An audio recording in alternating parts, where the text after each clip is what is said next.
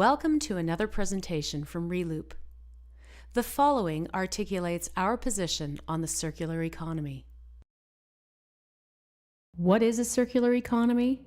It's an alternative to the traditional linear economic model in which products and materials remain in the production cycle and are continually reused, recycled, or returned safely back to the natural ecosystem.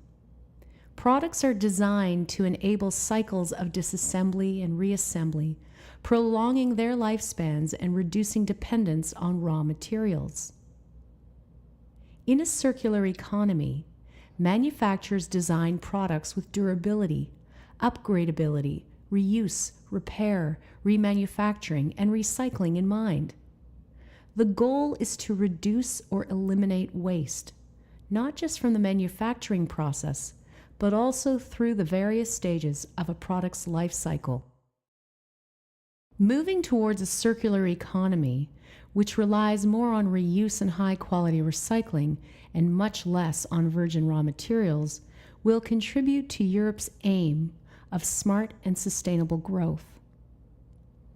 By keeping the added value in products and materials for as long as possible, the circular economy has the potential to increase productivity and create jobs, all the while reducing pollution and preserving valuable resources.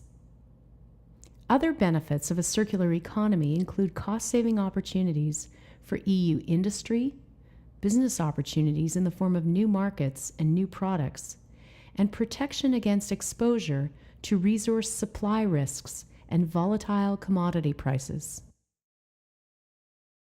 The transition to a circular economy requires changes throughout the value chain, from product design to new modes of consumer behavior. This implies full systemic change, which relies on the development of a policy framework that will incentivize and promote the shift towards a system where resources remain resources within the economy when a material or product has reached the end of its useful life. Let's talk more about these system conditions. Extended Producer Responsibility, or EPR, is where producers take financial and/or physical responsibility for the end-of-life management of their products and packaging. The system conditions of effective EPR are clear definitions of producer roles and responsibilities, transparency on costs and performance, targets based on best practices and the waste hierarchy, the true cost principle, harmonization, and enforcement and monitoring. These are the system conditions for standards and accountability. To facilitate the shift to a circular economy, the European Union must support the waste hierarchy, prevention, reuse, closed-loop recycling, and open-loop recycling in that order.